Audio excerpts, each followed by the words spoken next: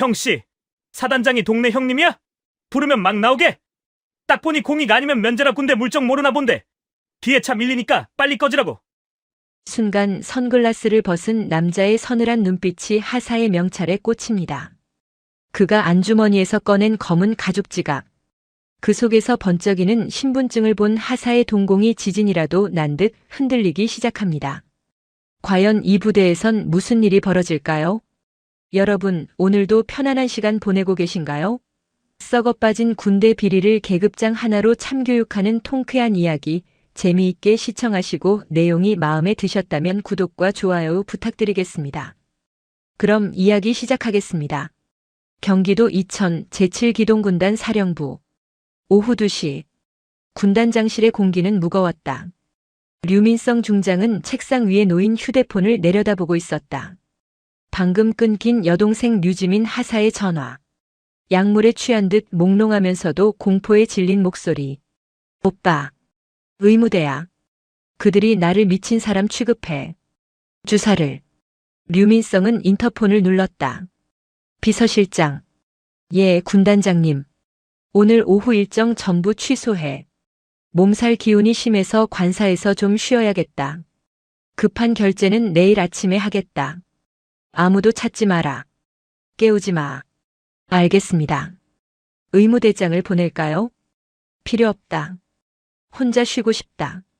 류민성은 정복 상의를 벗고 미리 준비해둔 검은색 정장으로 갈아입었다. 군단장이 움직이려면 헌병 경호차와 전속부관, 운전병이 줄줄이 따라붙어야 한다. 하지만 지금은 그 공식적인 눈들이 방해물이었다. 그는 관사 뒷문으로 빠져나갔다. 그곳에는 휴가 중인 감찰 참모 장태호 대령이 개인 차량인 검은색 제네시스를 대기시키고 있었다. 가시죠, 형님. 사석이라 호칭을 편하게 했다. 장태호 역시 사복 차림이었다. 차량은 43번 국도를 타고 북쪽으로 향했다.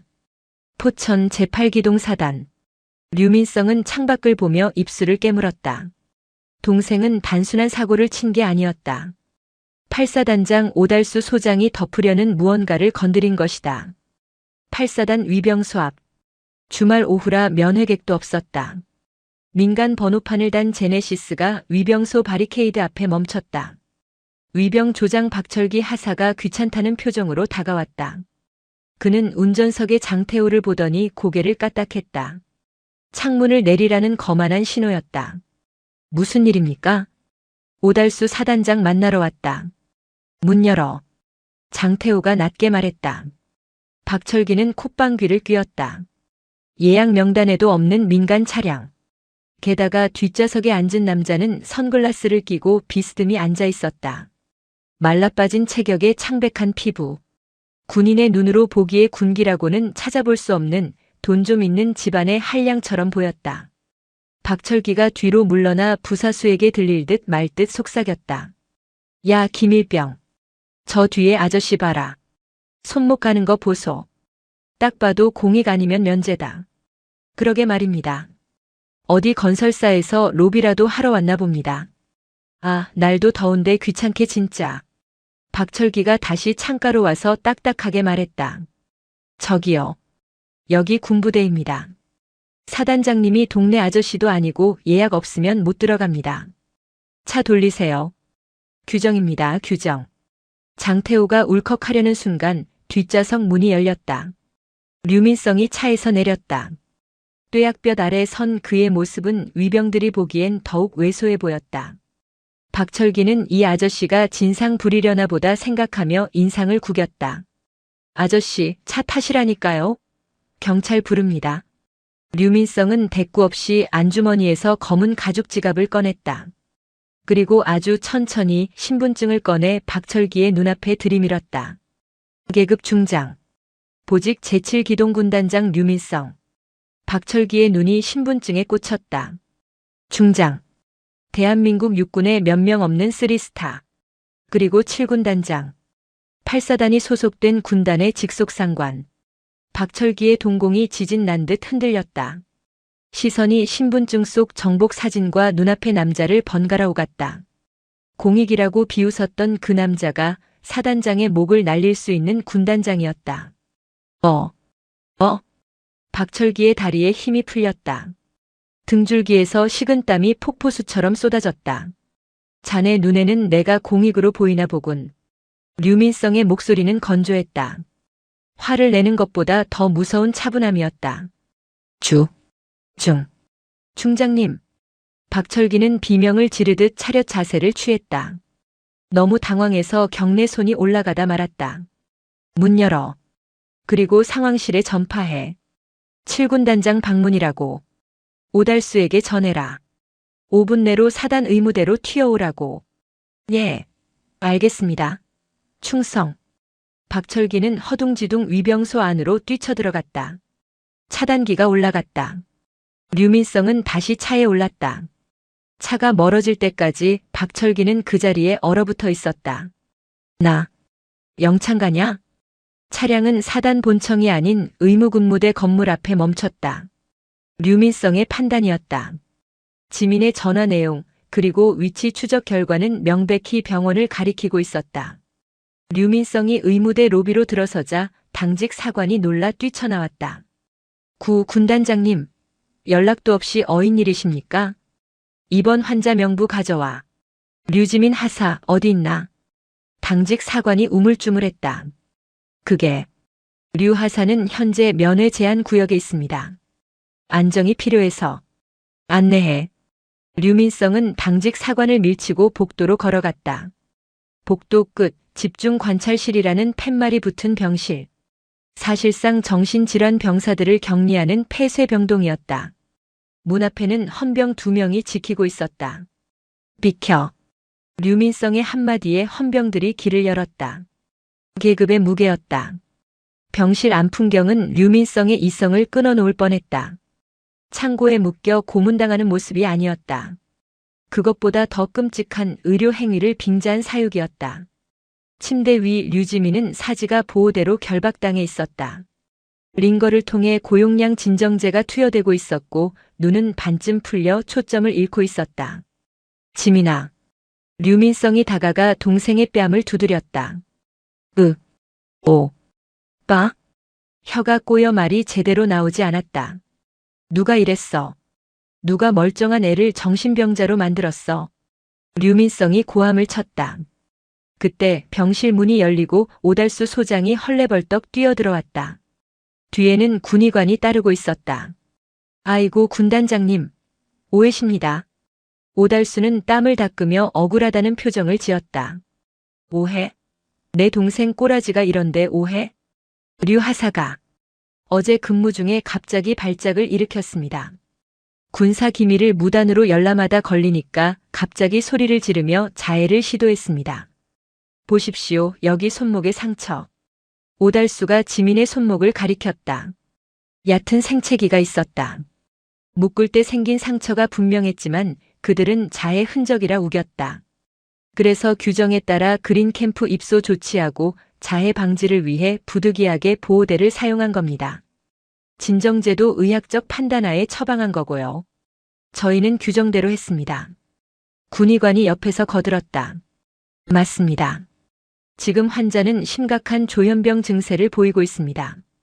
데리고 나가시면 위험합니다. 류민성은 오달수를 노려보았다. 완벽한 시나리오였다. 폭행이나 고문 같은 불법이 아니라 환자 보호와 규정을 악용해 합법적으로 입을 막아버린 것이다. 여기서 억지로 데리고 나가면 류민성은 치료를 방해하고 환자를 납치한 사람이 된다. 규정대로 했다고? 류민성이 싸늘하게 웃었다. 그럼 나도 규정대로 하지. 직계 가족의 요청에 따라 환자를 민간병원으로 이송하겠다. 장 대령, 억제대 풀어. 안 됩니다. 오달수가 앞을 막아섰다. 군단장님 이러시면 곤란합니다. 류 하사는 현재 군사보안법 위반 혐의로 수사 대상입니다. 헌병대 조사가 끝나기 전까지는 영외로 나갈 수 없습니다. 내가 책임진다. 비켜. 류민성이 오달수의 어깨를 밀쳤다. 오달수는 비틀거리며 뒤로 물러났지만 그의 눈빛은 비릿하게 빛나고 있었다.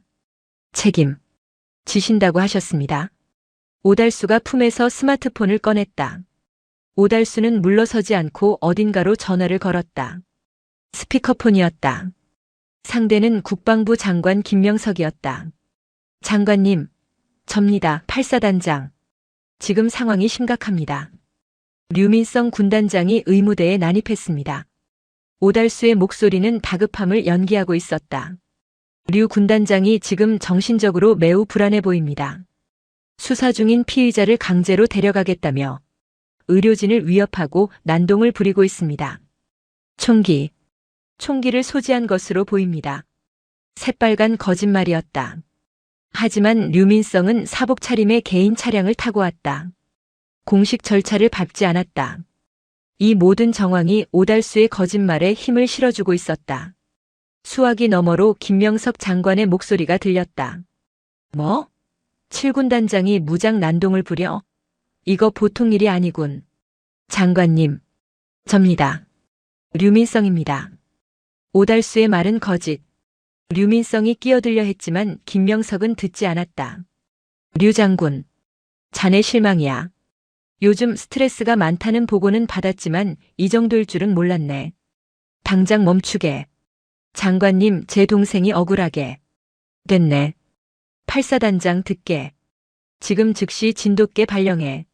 류민성 중장은 현재 심신미약 상태로 판단된다. 무장 탈영의 우려가 있으니 신병을 확보해. 저항하면 교전 수칙에 따라 대응해도 좋다. 내 명령이다. 전화가 끊겼다. 심신미약에 의한 무장 난동. 완벽한 프레임이었다. 류민성을 죽일 필요도 없었다. 미친 사람으로 만들어 사회적으로 매장시키면 그만이었다. 들으셨죠? 장관님 명령입니다. 오달수가 비열하게 웃으며 뒤로 물러났다. 헌병대, 뭐해? 진입해. 테러범 제압하듯이 해. 와장창. 의무대 창문이 깨지고 복도 양쪽에서 무장한 특임대 병력이 들이닥쳤다. 그들은 류민성을 존경하는 군단장이 아니라 제압해야 할 미친 사람으로 보고 있었다. 군단장님, 진정하십시오. 무기 내려놓으십시오. 특임대장이 총구를 겨누며 소리쳤다. 류민성은 무기가 없었지만 그들 눈에는 류민성의 모든 행동이 위협으로 보였다. 군단장님, 다쳤습니다. 장태호가 류민성을 몸으로 막아서며 속삭였다. 여기서 싸우면 진짜 반란군이 됩니다. 저들은 명령에 따르는 병사들일 뿐입니다.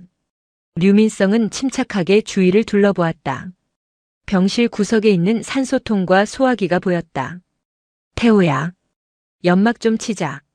장태호가 순식간에 소화기를 집어들고 헌병들을 향해 분사했다. 푸슈슈슈. 하얀 분말이 좁은 병실을 가득 채웠다. 시야가 차단되자 헌병들이 당황하며 기침을 했다. 콜록. 시야 확보해. 사격 중지. 오발 사고 난다. 그 틈을 타 류민성은 지민을 안아들었다. 장태호가 의자로 창문을 깨부셨다. 1층이었다. 뛰어.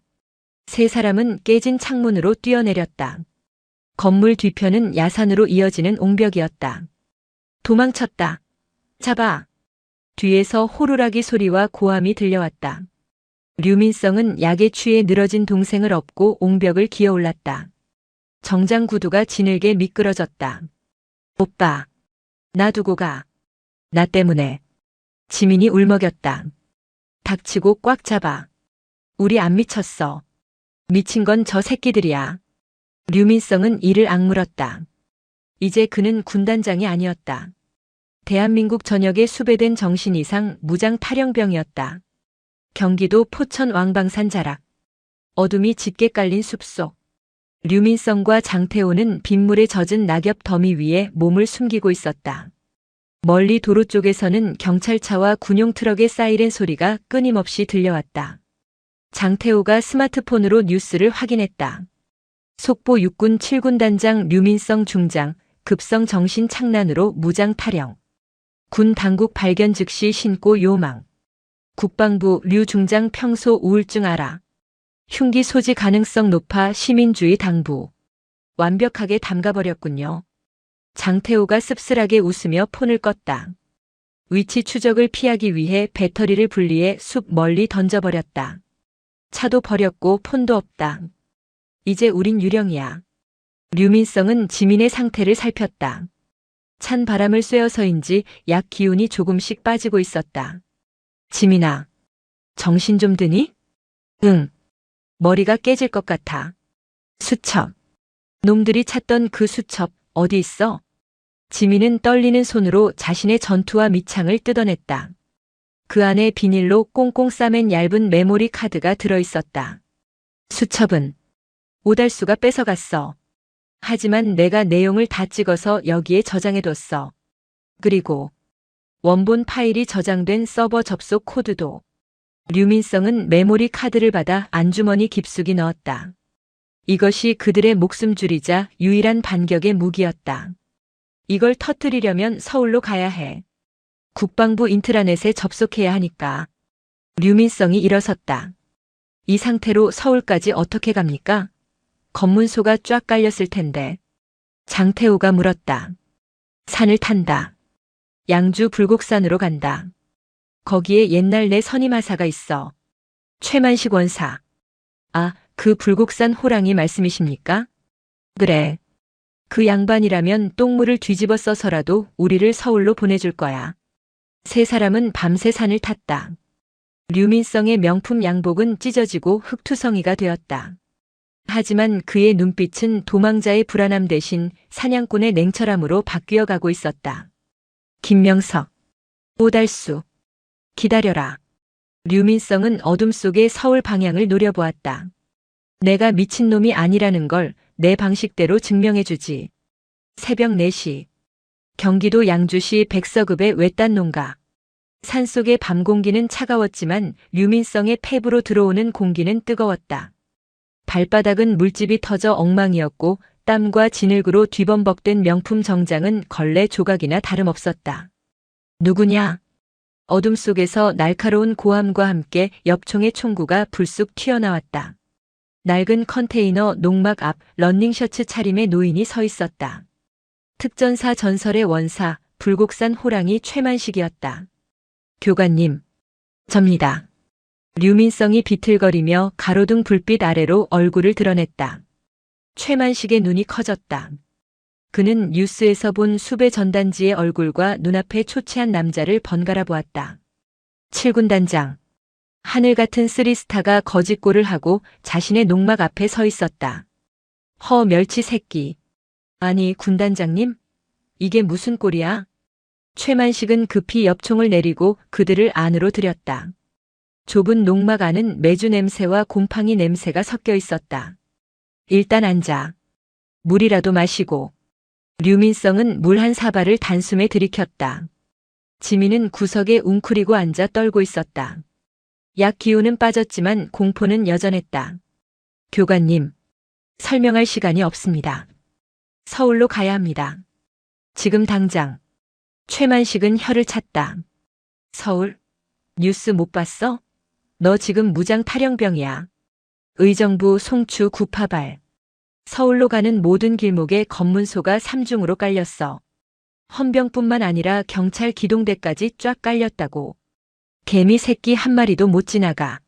알고 있습니다. 그래서 교관님이 필요합니다. 류민성의 눈빛이 절박하게 빛났다. 교관님이 매일 새벽 마장동으로 납품하러 가는 거 압니다. 그 트럭 태워주십시오. 최만식은 마당에 세워진 낡은 1톤 포터 트럭을 바라보았다. 짐칸에는 소똥과 톱밥을 섞어 만든 퇴비 포대가 산더미처럼 쌓여 있었다. 저거? 야, 저거 냄새가 어떤지 알아? 그리고 헌병들이 바보냐? 짐칸을 안 뒤져볼 것 같아? 뒤져보겠죠.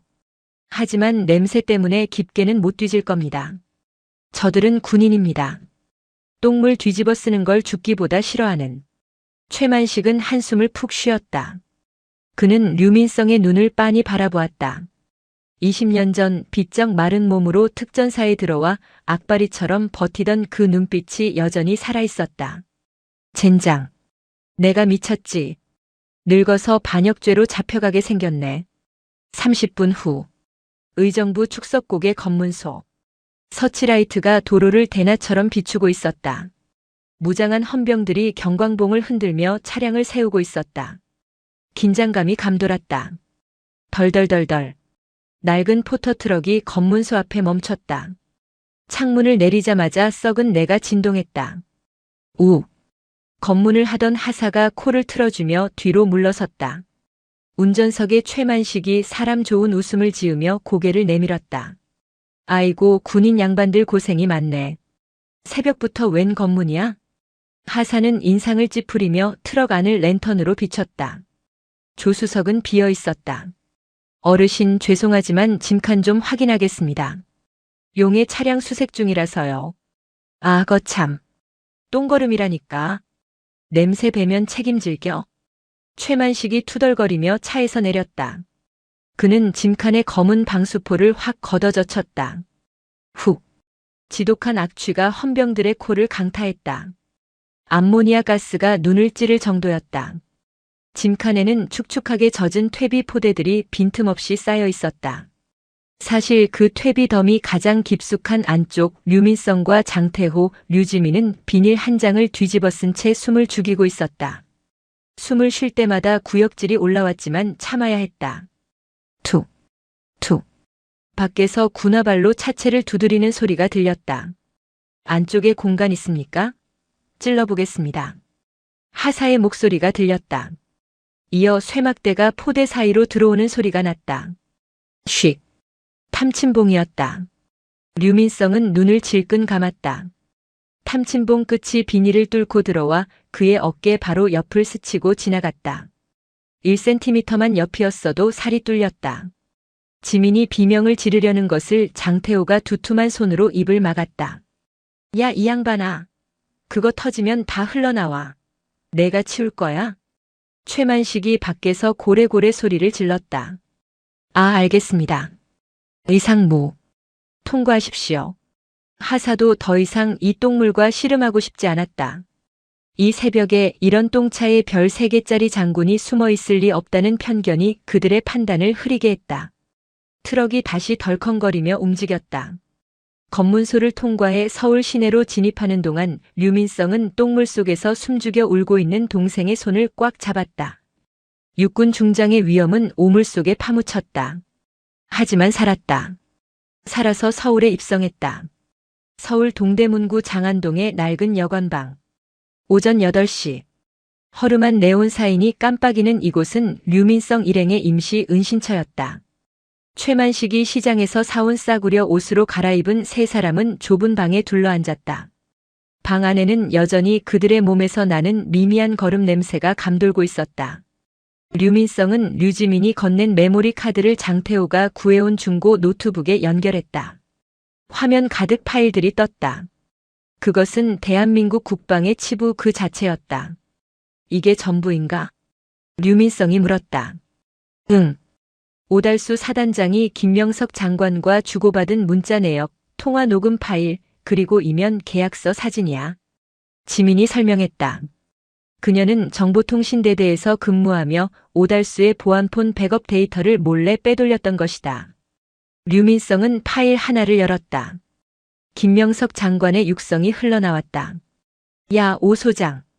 이번 신형 방탄복 납품 것 말이야. 어업체가 단가를 좀 세게 불렀는데 리베이트를 30% 준단다. 불량률 테스트 결과 조작해서 통과시켜. 병사들이 입고 죽든 말든 그건 전쟁 나야 아는 거고. 장태호가 주먹으로 바닥을 내리쳤다. 이게 자식들.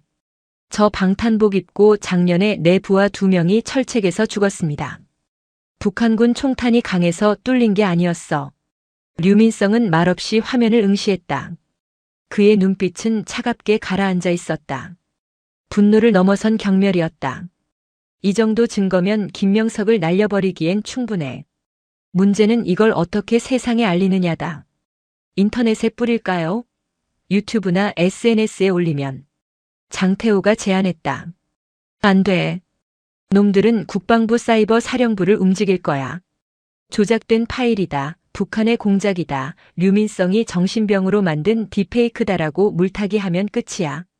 국민들은 진실보다 자극적인 가짜 뉴스에 더 쉽게 흔들려. 류민성은 자리에서 일어났다. 그는 창밖으로 보이는 국방부 청사 방향을 바라보았다. 공식적인 자리에서 터뜨려야 해. 누구도 부인할 수 없는 전 국민이 생중계로 지켜보는 곳에서. 그럼 오늘 오전 10시 장관 기자회견장 말씀입니까? 장태호가 놀란 듯 물었다. 오늘 김명석 장관은 류민성 반란 사태에 대한 대국민 사과와 엄단 의지를 밝히는 기자회견을 열 예정이었다. 거길 어떻게 들어갑니까? 지금 국방부는 요새입니다. 헌병, 특임대, 경찰까지 수천 명이 깔렸을 텐데. 그래서 정문으로 간다. 류민성은 지민이 가방에서 꺼낸 물건들을 집어들었다.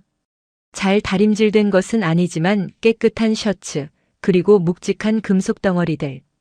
별 3개. 류민성의 계급장이었다. 숨어서 들어가니까 어려운 거야. 담을 넘으려니 도둑 취급을 받는 거지. 주인이 제 집에 들어가는데 왜 담을 넘나? 류민성은 싸구려 양복깃에 중장 계급장을 달았다. 옷은 남루했지만 그 별이 달리는 순간 공기가 바뀌었다. 그는 더 이상 도망자 류민성이 아니었다. 대한민국 육군 7군 단장이었다. 태호야. 너도 대령 계급장 달아. 우린 지금부터 테러리스트가 아니라 장관에게 긴급 보고를 하러 가는 지휘관과 참모다. 지민이는요? 지민이는 여기서 기다려. 최 원사님이 지켜줄 거야. 우리가 실패하면 그때는 이 파일을 전 세계 언론에 뿌려라. 류민성은 동생의 어깨를 감싸 안았다. 지민아, 잘 봐라. 오빠가 단 저 별이 폼으로 달고 있는 게 아니라는 걸 보여줄게. 지민의 눈에 눈물이 고였다. 오빠, 죽지 마. 제발. 안 죽어. 군인은 명령 없이는 죽을 수도 없어. 아직 죽으라는 명령은 못 받았거든. 류민성은 선글라스를 꼈다. 퀭한 눈을 감추고 날카로운 기세만을 남기기 위해서였다. 가자 태호야. 호랑이 굴로 들어간다. 오전 9시 30분. 서울 용산구 국방부 청사 정문. 긴장감이 팽팽하게 감돌았다. 수도방위 사령부 헌병단이 2중 3중으로 바리케이드를 치고 있었고 장갑차의 기관총구는 도로를 향해 있었다. 상공에는 드론이 윙윙거렸다. 그때 검은색 모범 택시 한 대가 위병소 앞으로 천천히 미끄러져 들어왔다. 헌병들이 일제히 총구를 겨눴다. 정지, 정지, 차량 하차, 검문에 불응하면 발포합니다. 택시 기사는 겁에 질려 손을 들고 차에서 뛰쳐나왔다. 그리고 뒷좌석 문이 열렸다. 아스팔트 위에 구두 굽소리가 울렸다. 또각, 또각, 검은 양복에 선글라스, 그리고 옷깃에서 번쩍이는 은색 별 3개. 류민성이었다. 그 뒤로 덩치 큰 장태호 대령이 따라 내렸다. 현장에 있던 위병 조장은 자신의 눈을 의심했다. 수배 전단지 속에 그 얼굴이었다. 무장 탈영병 정신 이상자. 상부에서는 발견 즉시 제압하라고 했다. 하지만 몸이 움직이지 않았다. 뇌는 쏘라고 명령하는데 군인의 본능은 차렷을 외치고 있었다. 류민성은 헌병들의 총구가 겨눠진 한가운데로 걸어 들어갔다. 표정 하나 변하지 않았다. 바리케이드 1m 앞. 류민성이 멈춰 섰다. 거기 중사. 총구 안 치우나? 목소리는 크지 않았다. 하지만 그 울림은 묵직했다. 소리를 지르거나 화를 내는 것이 아니었다. 그것은 당연히 복종을 받아왔던 사람만이 낼 수 있는 절대적인 권위였다. 중사의 총구가 떨렸다. 정지. 더 오면 발포합니다. 체포 명령이 내려져 있습니다. 중사는 악을 썼다. 공포를 이기기 위한 발악이었다. 류민성은 천천히 선글라스를 벗었다. 퀭하지만 서늘한 눈빛이 중사의 눈을 꿰뚫었다. 체포? 누가? 국방부 장관이? 류민성은 한 발짝 더 다가갔다. 소총 소염기가 그의 가슴에 닿을 듯 했다. 나는 제7기동군단장이다. 육군 군단장이 장관에게 보고하러 왔다. 그런데 일개 헌병 나부랭이들이 내 길을 막아? 이게 자네 부대 예절인가? 하지만 중사는 뒷걸음질 쳤다. 미친 사람이라던 보고와 달랐다. 눈앞의 남자는 너무나도 이성적이고 너무나도 압도적인 장군이었다. 대한민국 군대에서 직속 상관이 아니더라도 삼성 장군에게 총을 쏘는 것은 상상할 수 없는 일이다. 그 계급의 무게가 물리적인 총보다 더 강하게 중사를 짓눌렀다. 비켜. 류민성의 짧은 명령. 열어. 길 열어드려. 중사가 비명 지르듯 외쳤다. 바리케이드가 치워졌다. 상황실에서 무전으로 야. 미쳤어. 쏘라고. 고함치는 소리가 들렸지만 현장의 병사들은 얼어붙어 움직일 수 없었다. 류민성은 헌병들 사이를 사열하듯 유유히 통과했다. 장태호가 그 뒤를 따르며 주위를 경계했다. 청사 로비로 들어서자 이번에는 검은색 대테러복을 입은 707 특임대원들이 앞을 막아섰다. 그들은 헌병과 달랐다. 진짜 쏠 기세였다. 멈추십시오. 여기서부터는 통제구역입니다. 특임대 팀장이 권총을 겨눴다. 류민성은 멈춰섰다. 그는 품에서 붉은 수첩의 사본을 꺼내들었다. 자네들 707인가? 대한민국 최정예지. 무장 해제하고 무릎 꿇으십시오. 마지막 경고입니다. 이 종이 안에 자네들 지휘관이 장관에게 상납한 내역이 들어있다. 자네들이 입고 있는 그 방탄조끼, 불량품 납품받으면서 리베이트 챙긴 기록도 있지. 류민성의 말에 팀장의 눈썹이 꿈틀했다. 나는 지금 내 밥그릇 챙기러 온 게 아니다. 자네들이 목숨 걸고 지키는 이 나라가 고작 장사치들의 놀이터가 되는 꼴을 막으러 왔다. 류민성은 팀장의 눈을 똑바로 바라보았다. 나를 쏘고 싶으면 쏴라. 하지만 나를 쏘는 순간 자네들은 군인이 아니라 비리 장관의 사병이 되는 거다. 명예를 지킬지 범죄자의 개가 될지 선택해. 정적이 흘렀다. 로비의 공기가 팽팽하게 당겨졌다. 특임대 팀장은 갈등했다. 군인의 명예. 그 한마디가 심장을 찔렀다. 그는 천천히 총구를 내렸다. 그리고 대원들에게 수신호를 보냈다. 길. 비켜라. 팀장님. 비키라고 했다. 군단장님 입장하신다. 특임대원들이 양옆으로 갈라섰다. 홍해가 갈라지듯 길이 열렸다. 류민성은 고개를 까딱해 감사를 표하고 엘리베이터에 올랐다. 문이 닫히는 순간 류민성은 벽에 기대어 거친 숨을 몰아쉬었다. 다리가 후들거렸다. 목숨을 건 도박이었다. 태호야. 봤냐? 네. 봤습니다. 이게 대한민국 군인들이다. 위에서는 썩은 물이 흘러도 밑바닥은 아직 썩지 않았어. 국방부 2층 대회의실. 수백 명의 내외신 기자들이 모여 있었다. 단상에는 김명석 국방부 장관이 근엄한 표정으로 서 있었다. 존경하는 국민 여러분. 저는 오늘 참담한 심정으로 이 자리에 섰습니다. 군의 명예를 더럽힌 류민성 중장의 일탈 행위에 대해. 쾅! 대회의실의 육중한 문이 굉음과 함께 열렸다. 모든 카메라가 뒤로 돌아갔다.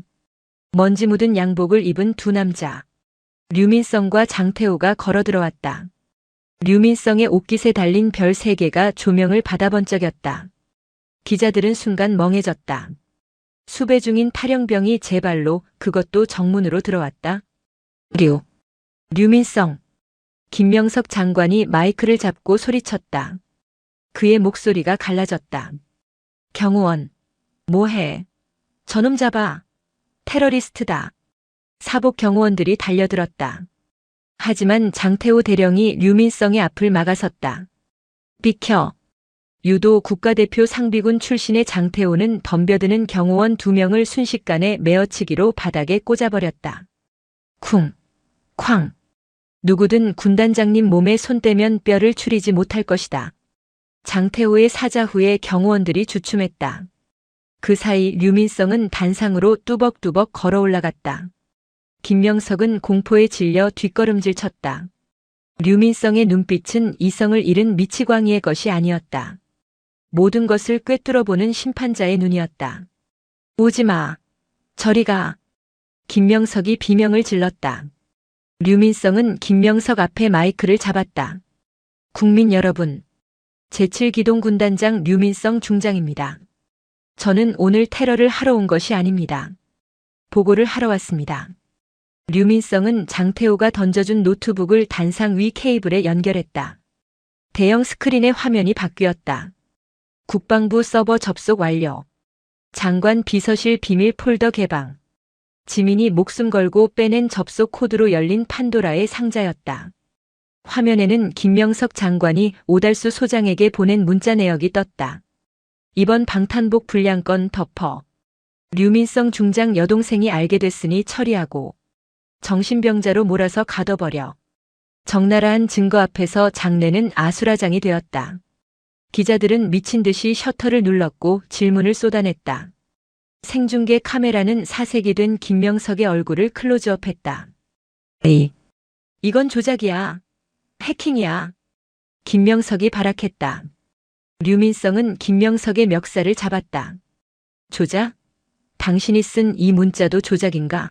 내 동생을 정신병동에 가두고 약물을 투여한 것도 조작인가? 류민성은 김명석을 바닥에 내동댕이 쳤다. 당신이 입고 있는 그 비싼 양복, 당신 자식들 유학비. 전부 내 부하들이 피 흘려 지킨 돈이야. 당신은 장관 자격 없어. 아니, 인간 자격도 없다. 류민성은 단상 아래 멍하니 서 있는 헌병대장을 향해 소리쳤다. 헌병대장, 뭐하고 있나? 현행범이다. 긴급 체포해. 헌병대장은 잠시 망설이다가 결심한 듯 단상으로 뛰어 올라왔다. 그는 류민성이 아닌 바닥에 쓰러진 김명석에게 다가갔다. 장관님. 아니, 김명석 씨. 뇌물수수, 직권남용, 그리고 군형법 위반 혐의로 긴급 체포합니다. 이거나. 내가 누군지 알아. 나 장관이야. 너희들 다 죽여버릴 거야. 김명석이 발버둥 쳤지만 헌병들은 그에게 수갑을 채워 끌고 나갔다. 상황이 종료되었다. 류민성은 힘이 빠진 듯 단상에 기대섰다.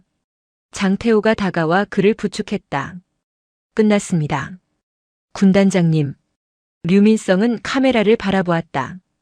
그리고 그 너머에 있을 국민들과 자신을 믿고 따랐던 부하들을 향해 마지막으로 거수경례를 붙였다. 필승. 그의 손끝은 미세하게 떨리고 있었지만 각도는 교본처럼 완벽했다. 그것은 대한민국 군인 류민성의 마지막 경례였다. 국방부 대회의실. 김명석 장관이 헌병들에게 끌려나간 뒤 장례는 기묘한 정막에 휩싸였다. 수백 명의 기자들이 단상 위에 류민성을 주시하고 있었지만 누구도 셔터를 누르지 못했다. 승리자의 환호는 없었다. 류민성은 모든 것을 내려놓은 사람처럼 담담했다. 군단장님, 이제 어쩌시렵니까? 장태호 대령이 류민성의 옆을 지키며 낮게 물었다. 군인은 자신의 행동에 책임을 진다. 그게 마지막 규칙이야. 류민성은 자신을 향해 다가오는 국방부 검찰단 수사관들을 바라보았다. 그들은 김명석을 체포할 때와는 달리 류민성 앞에서 주저하고 있었다. 방산 비리를 밝혀낸 영웅을 체포해야 하는 아이러니한 상황, 그리고 여전히 살아있는 중장이라는 계급의 위압감 때문이었다. 류민성이 먼저 양손을 내밀었다. 채워라. 군단장님. 절차상 동행만 하셔도. 수사관이 난처해하며 고개를 숙였다. 나는 무단으로 위수 지역을 이탈했고 지휘 계통을 무시했으며 민간 차량으로 검문소를 강행 돌파했다. 군형법상 명백한 불법이다. 정상 참작을 바라지 않는다. 채워. 찰카닥. 차가운 금소금이 회견장에 울렸다. 육군 중장의 손목에 은색 수갑이 채워졌다. 그 순간 침묵하던 기자들 사이에서 플래시가 터지기 시작했다. 영웅인가 범죄자인가. 다음 날 조간신문 일면을 장식할 헤드라인이었다. 3개월 후 국방부 보통군사법원. 재판정의 공기는 무거웠다. 피고인석에 앉은 류민성은 수의를 입고 있었다. 가슴에 달린 수형번호 2805가 별 3개를 대신하고 있었다. 군 판사가 판결문을 낭독했다. 피고인 김명석은 뇌물수수, 직권남용, 군사기밀 유출 혐의가 모두 인정되어 무기징역을 선고한다. 피고인 오달수는 징역 20년을 선고한다. 방청석에서 환호가 터져나왔다. 정의가 승리하는 듯했다. 하지만 재판은 아직 끝나지 않았다. 피고인 류민성. 장내가 물을 끼얹은 듯 조용해졌다. 피고인은 거대 방산 비리를 척결하여 군의 이익을 도모하고 장병들의 안전을 지킨 공로가 인정된다. 그러나 그 과정에서 위수지역 이탈, 상관에 대한 항명, 초병 협박 등 군 기강을 심각하게 훼손한 점 또한 명백하다. 군 판사는 잠시 안경을 고쳤으며 류민성을 바라보았다. 류민성은 흔들림 없이 정면을 응시했다. 군대는 어떠한 경우에도 절차와 규율을 준수해야 하는 조직이다. 목적이 정당하다고 해서 수단의 불법성이 용인된다면 군의 지휘 체계는 붕괴될 것이다. 이에 본 법원은 피고인 류민성에게 징역 1년 6개월을 선고한다. 징역 1년 6개월. 그리고 뒤이어 가장 무거운 선고가 내려졌다. 또한 피고인을 파면에 처하여 군인으로서의 모든 신분과 예우를 박탈한다. 파면. 군인으로서 사형 선고나 다름없었다. 연금은 물론이고 평생을 바친 명예가 서류상으로 삭제되는 순간이었다. 이등병으로 강등되어 불명예 전역하게 되는 것이다. 방청석에 있던 류지민이 입을 틀어막고 흐느꼈다. 장태호는 붉어진 눈으로 주먹을 꽉 쥐었다. 하지만 류민성은 고개를 끄덕였다. 받아들이겠습니다. 그는 알고 있었다. 자신이 처벌받지 않고 영웅으로 복귀한다면 앞으로 제2, 제3의 정치 군인들이 정의를 명분으로 쿠데타를 일으키거나 하극상을 벌일 구실이 생긴다는 것을. 군의 질서를 위해 자신은 나쁜 선례로 남아야 했다. 류민성이 호송관들에게 이끌려 법정을 나설 때 방청석을 가득 메운 예비역들과 시민들이 기립했다. 누군가 외쳤다. 고생하셨습니다. 장군님. 그 소리는 법정 밖 복도까지 길게 울려 퍼졌다. 1년 6개월 후 경기도 이천 국군교도소 앞 초겨울에 차가운 바람이 불고 있었다. 육중한 철문이 끼익 소리를 내며 열리고 한 남자가 걸어 나왔다. 짧게 깎은 머리, 낡은 점퍼 차림. 류민성이었다. 얼굴은 조금 야위었지만 눈빛만은 여전히 깊고 단단했다. 감옥 안에서의 시간은 그에게서 면도날 같던 날카로움을 걷어내고 바위 같은 묵직함을 남겨주었다. 교도소 주차장에는 낯익은 얼굴들이 기다리고 있었다. 오빠. 류지민이 달려와 그를 와락 끌어안았다. 그녀는 이제 군복을 벗고 완전한 민간인이 되어 있었다. 얼굴의 상처는 모두 나았고 표정은 밝아 보였다. 고생했어, 지민아. 면회 올 때마다 울지 말라니까. 류민성은 거친 손으로 동생의 등을 토닥였다. 그 뒤로 덩치 큰 사내가 다가왔다. 장태호였다. 그 역시 류민성 사건에 연루되어 강제 전역을 당했지만 표정은 그 어느 때보다 홀가분해 보였다. 출소 축하드립니다. 형님. 형님은 무슨. 태호 너 살 좀 쪘다? 민간인 되니까 구보를 안 해서요. 하. 그리고 낡은 트럭 한 대가 경적을 울렸다. 빵빵. 야. 멸치. 두부 먹어라. 최만식 원사가 김이 모락모락 나는 두부 한 모를 들고 뛰어왔다. 교관님. 이거 너무 영화 흉내 내시는 거 아닙니까? 시끄러워 임마. 감방 갔다 왔으면 하얀 거 먹고 속 씻어내는 거야. 얼른 먹어. 류민성은 길가에 서서 따끈한 두부를 한 입 베어 물었다. 고소하고 담백한 맛이 입안에 퍼졌다. 자유의 맛이었다. 네 사람은 최만식의 트럭과 류지민의 경차에 나눠 타고 근처 식당으로 향했다. 메뉴는 순대국밥이었다. 소주잔이 오갔다. 앞으로 뭐 하실 겁니까? 연금도 끊겼는데. 장태호가 걱정스럽게 물었다. 사실 그것이 가장 큰 문제였다. 평생 군인으로만 살았던 남자가 빈손으로 세상에 던져진 것이다. 글쎄, 기술이라도 배워야지. 용접이나 배울까? 류민성의 농담에 모두가 웃었지만 눈가에는 짠한 기운이 서려 있었다. 형님, 저희가 보안업체 하나 차렸습니다. 이름은 세분 가드. 7군단 생각도 나고 해서. 장태호가 명함 한 장을 내밀었다. 회장직 비어 있습니다. 오시죠. 지민이도 격리부장으로 취직시켰습니다. 회장은 무슨 바지 사장 시키려고? 에이, 대한민국에서 형님만큼 경호 잘 아는 사람이 어디 있습니까?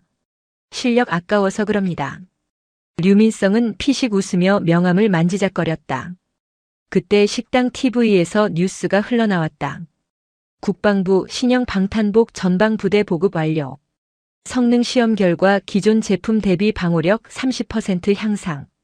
방산 비리 원천 차단을 위한 민관 합동 감시 기구 발족. 화면 속에서 병사들이 튼튼한 새 방탄복을 입고 훈련하는 모습이 나왔다. 류민성의 시선이 그 화면에 고정되었다. 흙먼지를 뒤집어 쓰고 훈련하는 병사들의 표정이 든든해 보였다. 오빠가 한 거야. 지민이 류민성의 손을 잡으며 말했다. 오빠가 별 떼고 감옥 가서 저 아이들이 사는 거야. 류민성은 말없이 소주를 들이켰다. 가슴 한구석이 뻐근했다. 후회는 없었다. 그가 평생 어깨에 달고 있던 별 3개는 떨어져 진흙탕에 묻혔지만 그 별들이 비추던 땅은 조금 더 단단해졌다. 군단장님. 아니 형님. 장태호가 잔을 채워주며 말했다. 한 잔 받으시죠. 류민성은 주머니에서 낡은 지갑을 꺼냈다. 그 안에는 더 이상 육군 중장 신분증이 없었다. 대신 사랑하는 동생과 찍은 스티커 사진, 그리고 함께한 전우들의 사진이 들어있었다. 그는 이제 대한민국 육군 중장이 아니었다. 민간인 류민성일 뿐이었다. 하지만 그는 여전히 누군가의 오빠였고 누군가의 전우였으며 불의에 맞섰던 한 인간이었다. 마십시다. 민간인이 된 기념으로. 위하여. 건배 소리가 소박한 국밥집을 채웠다. 창밖으로 첫눈이 내리기 시작했다. 류민성의 얼굴에 처음으로 편안한 미소가 번졌다. 길고 길었던 그의 전쟁은 이제야 비로소 진정한 평화를 맞이했다. 꺼져가는 한 생명을 구하기 위해 그녀는 군인으로서의 모든 것을 걸었습니다. 복귀 시간을 어기고 상급자의 불호령을 외면한 채 빗속의 아수라장으로 뛰어든 한 여군. 오늘의 이야기는 강철 같은 규율의 심판대 위에서 자신의 신념이 틀리지 않았음을, 군인의 진짜 심장은 차가운 총구가 아닌 뜨거운 가슴에 있음을 증명해야 했던 한 젊은 부사관의 굳건한 기록입니다. 여러분은 오늘 어디에서 이 이야기를 함께하고 계신가요? 여러분의 따뜻한 댓글은 저희에게 큰 힘이 됩니다. 민족의 대명절, 추석 연휴가 한창입니다. 사랑하는 가족들과 함께 행복하고 풍요로운 시간 보내시기를 바라면서 오늘의 이야기 시작하겠습니다. 밤 9시. 추석 연휴를 하루 앞둔 서울 양양고속도로는 귀성 차량과 주말 나들이객들로 거대한 주차장을 방불케 했다.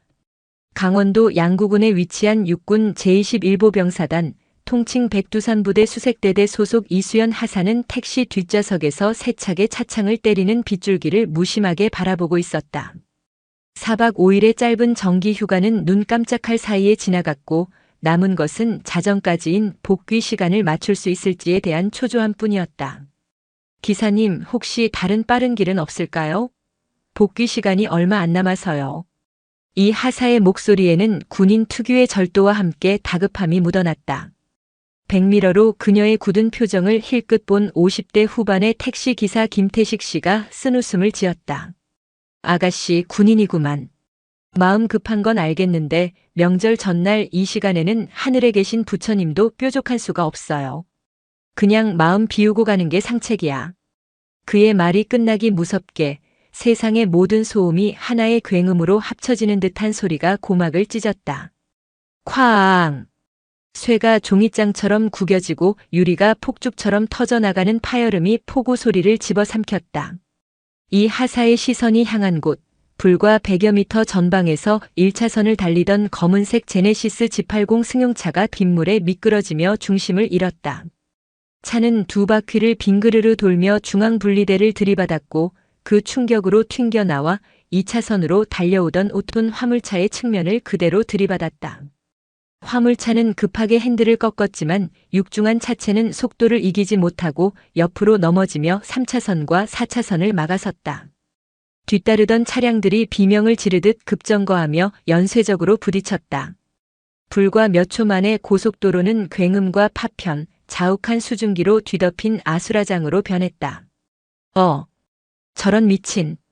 김태식 씨가 욕설을 내뱉으며 급하게 차를 갓길에 세웠다. 주변의 차들도 일제히 비상등을 켜고 멈춰섰다. 차 안에 갇힌 사람들은 약속이라도 한 듯 휴대폰을 꺼내 들었다. 누군가는 119에 신고했고 누군가는 눈앞에 참혹한 비극을 영상으로 담기 시작했다. 어둠 속에서 번쩍이는 스마트폰 플래시가 마치 전쟁터의 섬광탄처럼 보였다.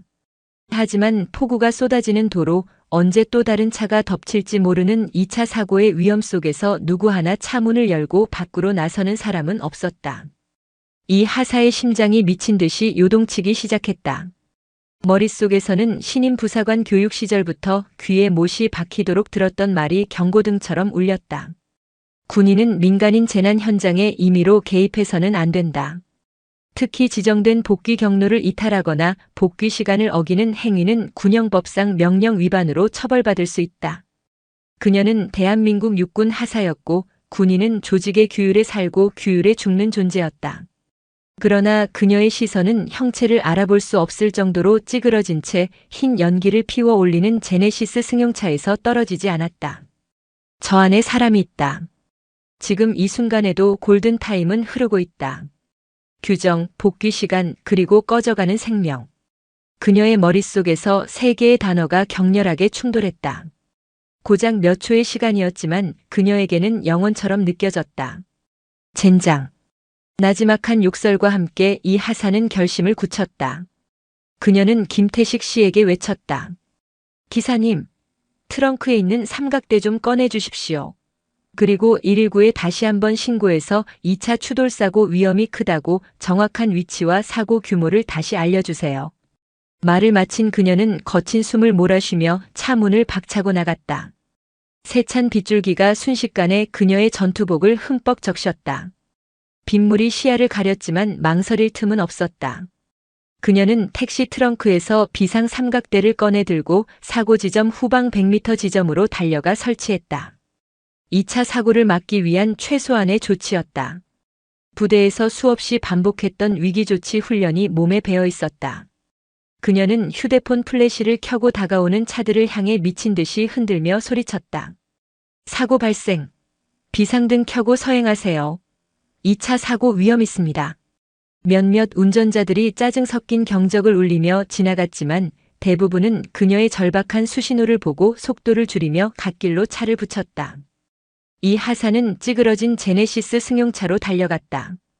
가까이 다가가자 뜨거운 엔진 열기와 함께 역한 기름 냄새와 타는 냄새가 코를 찔렀다. 운전석은 형체를 알아볼 수 없을 정도로 찌그러져 있었고 깨진 유리 파편들이 빗물과 뒤섞여 도로 위에 흩어져 있었다. 조수석 쪽 문은 기적적으로 약간의 틈이 있었다. 그 틈으로 한 젊은 여성이 에어백 위로 쓰러져 있는 것이 보였다.